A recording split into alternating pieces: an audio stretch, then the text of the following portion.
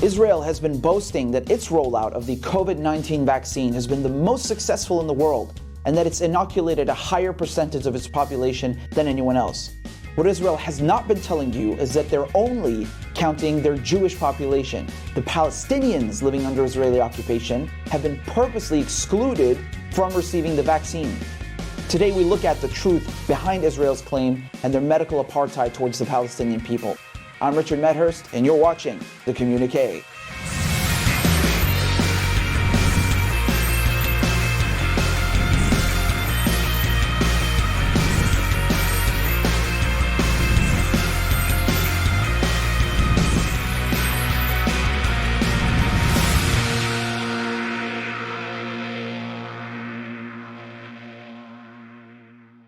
Right now, countries all across the world are buying up stocks of the COVID-19 vaccine in order to inoculate their populations after a year of lockdowns and restrictions. There are several vaccines being developed, like the Sputnik vaccine, a collaboration under Russia, or the Pfizer vaccine, which is the one that Israel has been buying up. Israel made a deal for an undisclosed amount with Pfizer, which would also provide the pharmaceutical giant with data and health information about its population. Israel began rolling out the vaccine in December 2020, which requires that each person take 2 shots 3 weeks apart.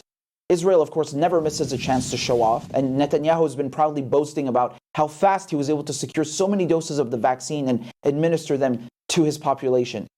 And the media has also been singing Israel's praises, citing it as an example of efficiency. The New York Times writing that Israel has become a world leader in vaccinating against COVID-19. And it's true. If you look at the figures, Israel has a higher rate of inoculation than anyone else. The problem is, those numbers are lying. Those numbers do not include the 5 million Palestinians living under Israel's illegal occupation of the West Bank and Gaza.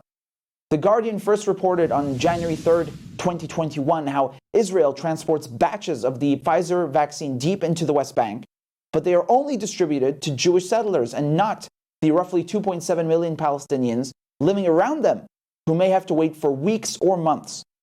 According to the BBC, Palestinians living in East Jerusalem, which is also under illegal occupation, are entitled to be vaccinated as they're considered residents. However, Palestinians living in the West Bank or in Gaza, being illegally occupied by Israel, are not. The only people in those areas that are entitled to be vaccinated are the Zionist settlers who are living there illegally. Israel's military occupation, its Zionist settlements, these are all illegal under international law. There are numerous UN Security Council resolutions clearly, unequivocally stating that Israel must leave and that these settlements are illegal under international law. Matthias Kennis, a medic from Doctors Without Borders who works in the West Bank, also wrote in late February how he was shocked by Israel's cruelty, saying, quote, "You are over 60 times more likely to have a vaccination in Israel than in Palestine." Kennis goes on to say that a few kilometers away in Israel, all the vulnerable groups have been vaccinated, and they are planning to move on to vaccinating healthy adults and youths who are less vulnerable, especially to severe complications. Here in the West Bank, there are around 10,000 doses, which is enough for 5,000 people to be vaccinated. In the hospital where I work, staff have been offered the vaccine, but the available doses do not come close to covering the healthcare workers, let alone the elderly and people with medical conditions that make them susceptible to dying of COVID-19. The United States Senator and former presidential candidate Bernie Sanders wrote a joint letter with other senators urging Secretary of State Blinken to pressure Israel to vaccinate Palestinians. In the letter, it states that, quote, "While the Oslo Accords give the Palestinian Authority considerable responsibility for the health care of Palestinians, the Accords do not supersede Israel's responsibilities under the 4th Geneva Convention." And this is absolutely correct. Because you see, this is what the Israelis are trying to argue. They're claiming that they have no legal obligation to vaccinate Palestinians, despite the fact that they're illegally occupying Palestinians.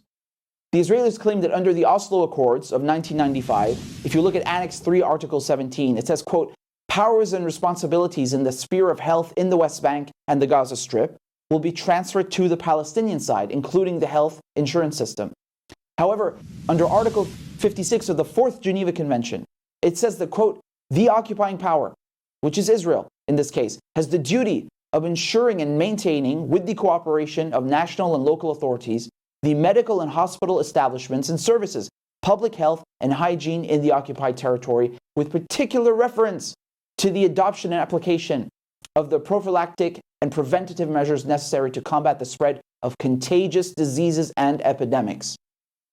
It's important to note however, that the Oslo Accords, they were a bilateral agreement between the Israelis and Palestinians. The Geneva Convention is much larger than that, much older than that. It's a pillar of international law. So it's completely irrational and unreasonable to argue that the Oslo Accords somehow cancel out or supersede the Geneva Convention, which Israel and Palestine are both a party to. Also, even if you want to take the Israelis' argument at face value, how can you expect the Palestinians to be in charge of their own health affairs when Israel is occupying them? How are Palestinians expected to run an efficient healthcare system and build public health infrastructure when they are told what they can and can't import, when they are told when and where they can go, when they don't even have a state, when they are living under a brutal Zionist occupation that denies them their basic human rights? And if the occupation wasn't bad enough, every single time Israel viciously bombs Gaza, it purposely targets civilian and public health infrastructure. And while Mr. Erdogan, who is Israel's ambassador to the United Nations, claims on Twitter that the Palestinian Authority is responsible for its own health affairs and that Israel will facilitate their purchase of the Sputnik vaccine from Russia. Well, hold on a second. Why would Israel need to facilitate Palestinians' purchase of a vaccine if Palestinians are responsible for their own health affairs? There's a bit of a contradiction there, don't you think? And of course, even that turned out to be a lie. When Gaza tried to import vaccines from Russia, Israel blocked it. A shipment of a mere 1,000 doses, which is barely enough for 500 people, was still blocked by Israel. This is so emblematic of their wicked treatment towards Palestinians. According to Al Jazeera, Israeli lawmakers were even debating whether to let in vaccines out of fear that they would go to Hamas leadership. Well, here's a solution. Why not just give all Palestinian civilians vaccines? Then you won't have to worry about that, right? So Israel even waited 3 months. Since December, they waited 3 months before giving vaccines to the 100,000 plus Palestinians that it uses as cheap labor who cross over into Israel every day. Here's a PR photo that they put out in some depraved attempt to make themselves look like humanitarian occupiers and whitewash their occupation. I mean, it's so dehumanizing. Israel still has millions of vaccines, while millions of Palestinians in the West Bank and Gaza have none. And like with all criticisms of Zionism, Israel grew furious when people began calling out its racist medical apartheid towards Palestinians. The Guardian was accused of lying and asked to apologize over its articles. Even Michael Che, who joked on Saturday Night Live about Israel only vaccinating its Jewish population, was accused of racism. Netanyahu, along with Danny Dunnan and several other Israeli officials, quickly rushed to accuse him of anti-Semitism. So while the Israelis have been able to enjoy an easing of lockdown restrictions and a drop in infections of COVID-19, just earlier this month, on March 11, Palestinians saw their worst day yet with a record 27 fatalities and 2,300 registered cases in a single day. And while Palestinians have been able to acquire some 2,000 doses from Israel, 10,000 doses of the Sputnik vaccine from Russia, and another 60,000 doses delivered by the United Nations through its COVAX program, this is nowhere near enough to inoculate a population of 5 million. Even since last year in May 2020, the United Nations asked Israel to have mercy on the hundreds of Palestinian children that it keeps in its jails and to release them for fear that they might catch COVID or spark an outbreak. Israel ignored this request and is still illegally detaining Palestinian children, just as we saw a few days ago in Hebron, continuing to brutalize them and doesn't even care to release them or inoculate them, putting their health at further risk. And in December of 2020, initially, Israel's public security minister, Amir Ohana, refused to allow Palestinian prisoners to be vaccinated in Israeli jails, and only for prison staff to be vaccinated. He even defied the orders of the health minister. We'll be right back after this short break. Joining me is Asa Wistanley, investigative journalist and podcaster for Electronic Intifida. He writes extensively about Palestine. He's lived in Palestine. Thanks so much for taking the time, Asa. It's good to have you on. Great to be with you, Richard. I've been a fan of your show and you're doing really great work, so it's brilliant to be on. Thank you. I appreciate it. So, Asa, I want to start out with the medical apartheid that's happening in occupied Palestine. You know, the Israelis are refusing to vaccinate Palestinians. What did you think of this idea that Israel wants to send vaccines to countries that will move their embassy to Jerusalem? Yeah, that's interesting. I mean, Israel uses all tools that it can in the world, you know, to try and put pressure on countries to favor its international goals, you know. I mean, it uses all kinds of nefarious methods, so it's not completely surprising, but you're right. I mean, it's a typically despicable thing for them to do.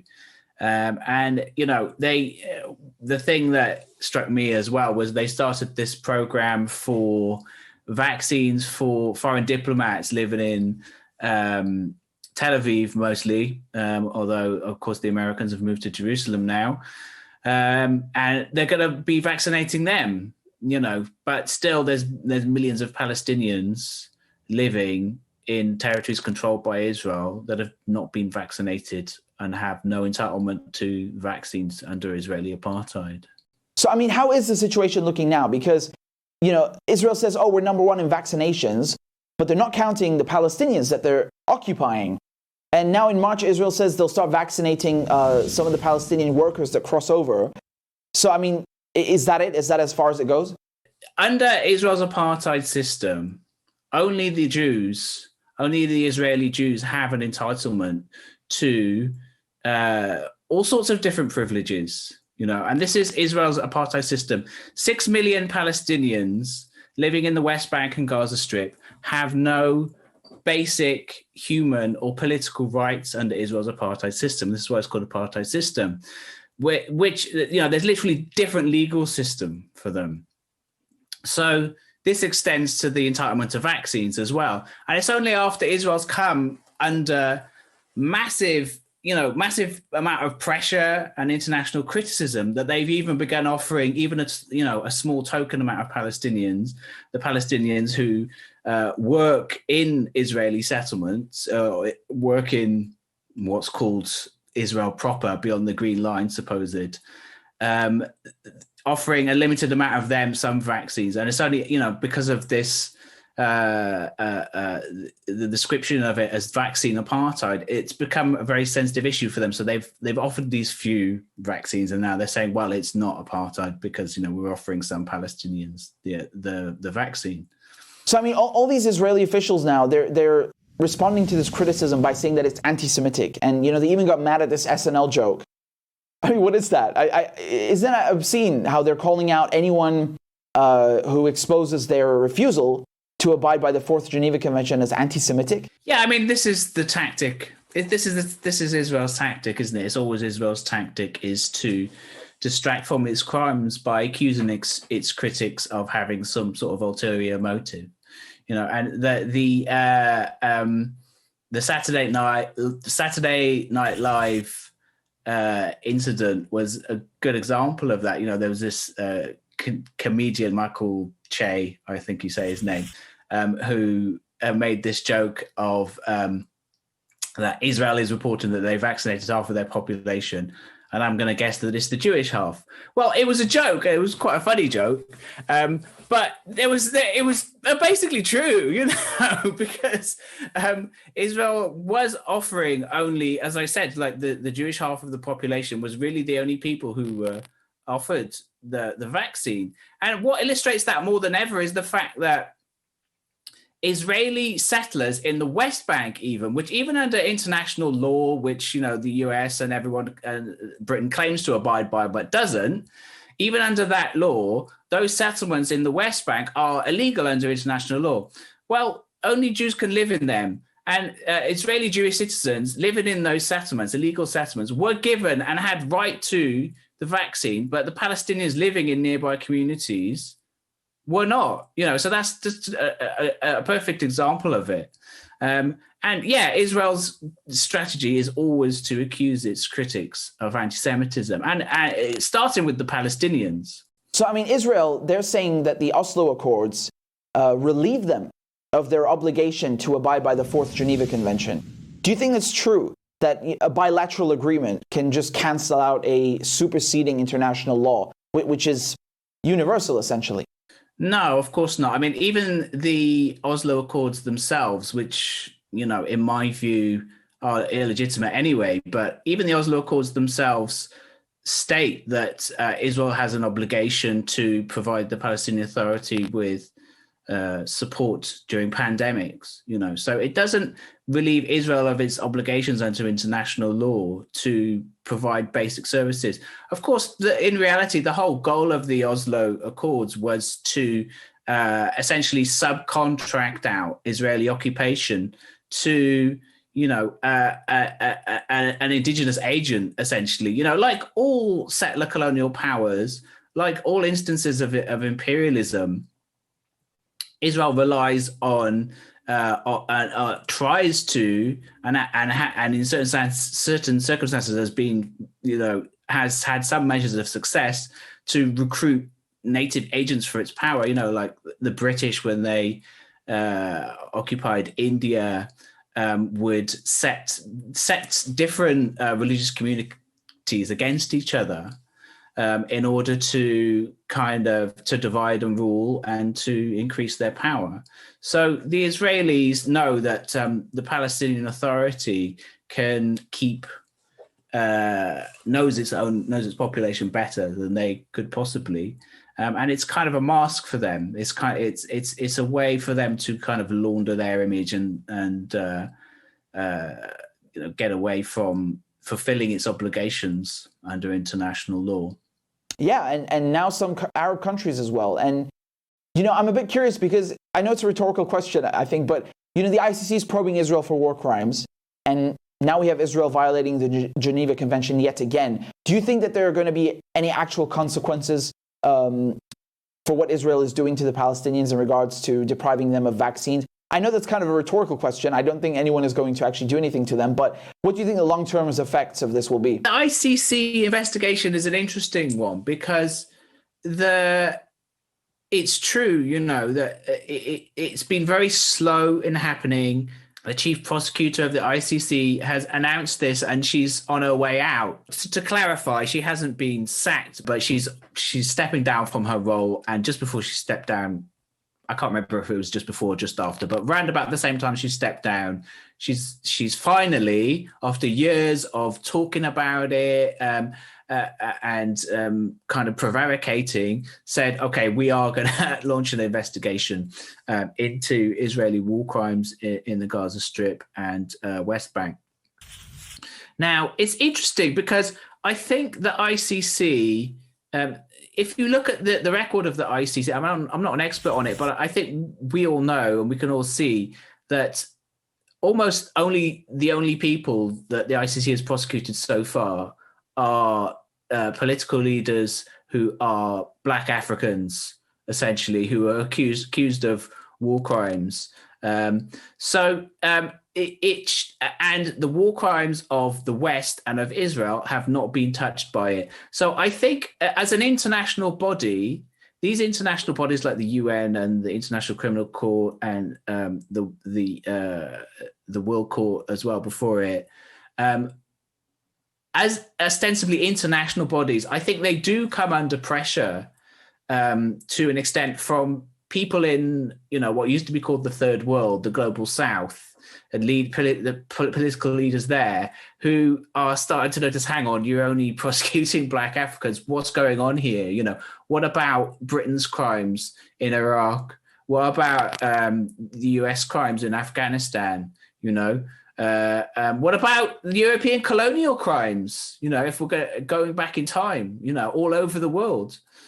And in a way, in some ways, Israel is the last outpost of European colonialism that is still ongoing as a active settler colonial project. The French were driven out of Algeria by an anti-colonial rebellion. If you go back further, Haiti was the first state in the world to abolish slavery when the former enslaved Africans liberated themselves from the brutality of French slavery. And then they fought off, three colonial powers, the British, the Spanish, and the French, and to become free. So Israel is a settler colonial project, which is still ongoing in this way, which was launched by a Western European power under the auspices of the British Empire. So I suppose in a way the ICC agreeing to prosecute that, it could be the start of something, which is why it has been viewed as dangerous by the British government and the US government, with the US government even sanctioning the chief prosecutor of the ICC, at Israel's behest, at Israel's request. And that was done under the Trump administration. The same sanctions are under place, even though Biden's the great white hope.